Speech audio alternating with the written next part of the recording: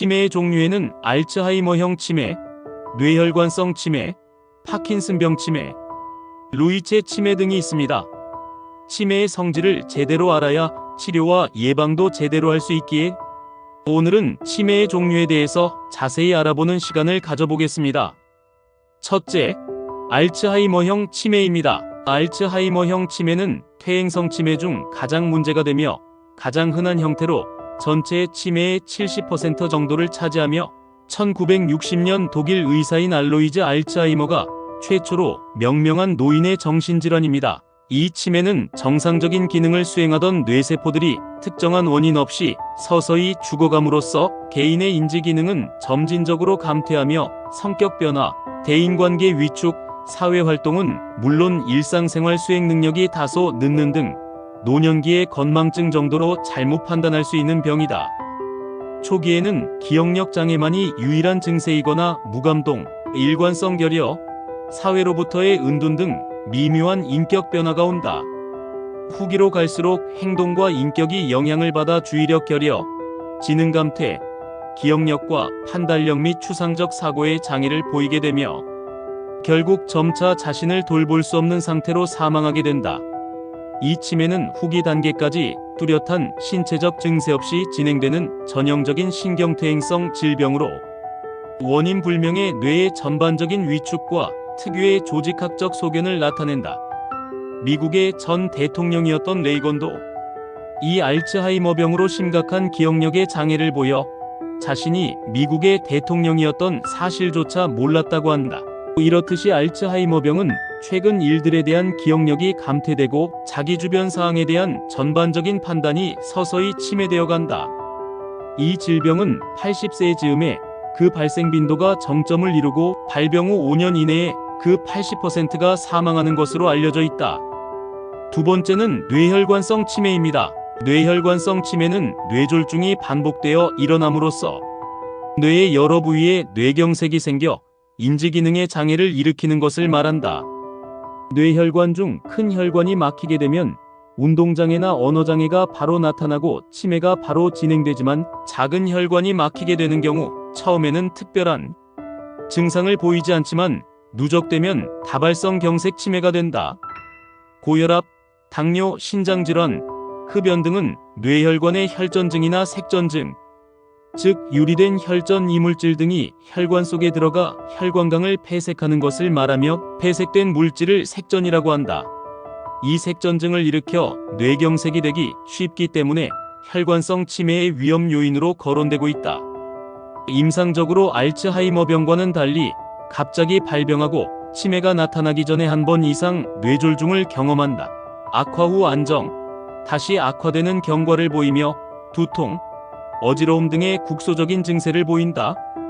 1974년 캐나다 임상신경과학자 블라디미르 하친스키는 뇌동맥 경화증만으로는 치매를 일으키지 않으며 뇌혈관병변이 치매의 원인이 되는 경우는 다발성으로 크고 작은 경색이 뇌 안에 산재해 있다는 점을 지적하여 이를 다발 경색성 치매로 부르고 있다.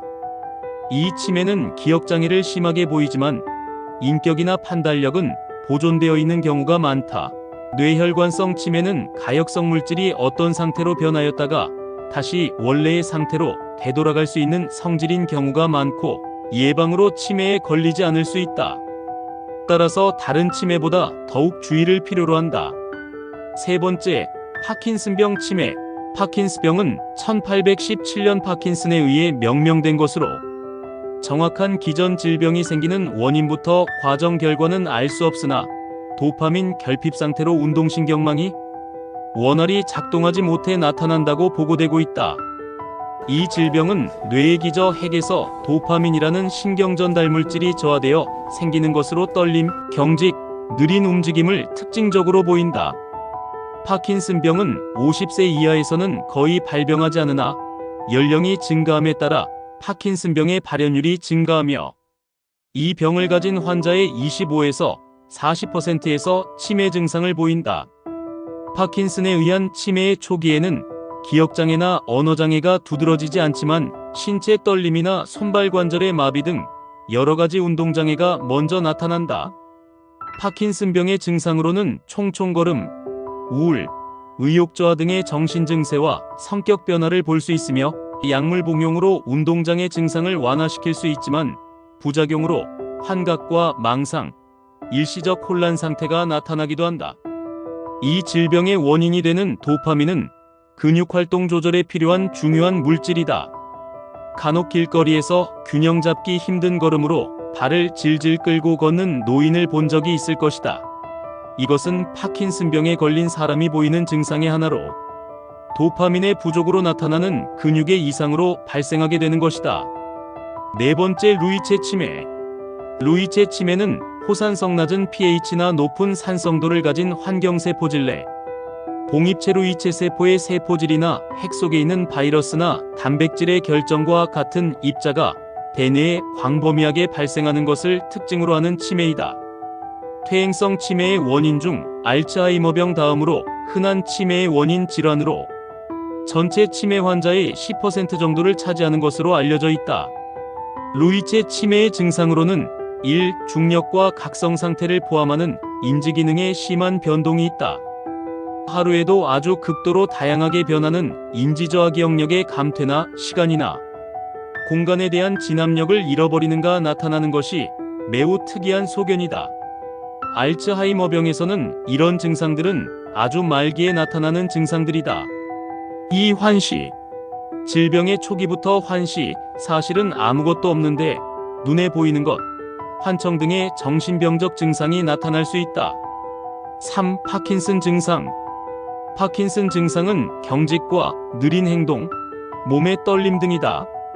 파킨슨병과 루이체 치매의 다른 점은 루이체 치매는 파킨슨병보다도 치매 증상이 심하고 운동 증상은 대부분 경직에만 국한되어 있어 느린 행동이나 몸의 떨림은 덜 나타난다. 4. 루이체 치매 가능성을 시사하는 증상. 첫째, 렘수면 행동장애. 수면에는 꿈을 꾸는 렘수면, 수면의 단계 중 수차례 안구가 급속히 움직이는 것이 관찰되는 단계의 수면을 일컫는다. 분명히 잠이 들었는데도 뇌파의 소견이 깨어 있을 때와 유사하기 때문에 이 수면 단계를 역설수면이라고도 한다. 그 사람은 밤새 자는 동안 보통 5 내지 7차례의 렘수면을 경험하는데 렘수면 중에 있는 사람을 깨우면 대개 꿈을 꾸고 있었다고 말한다. 꿈을 꾸지 않는 비렘수면에 두 가지가 있습니다.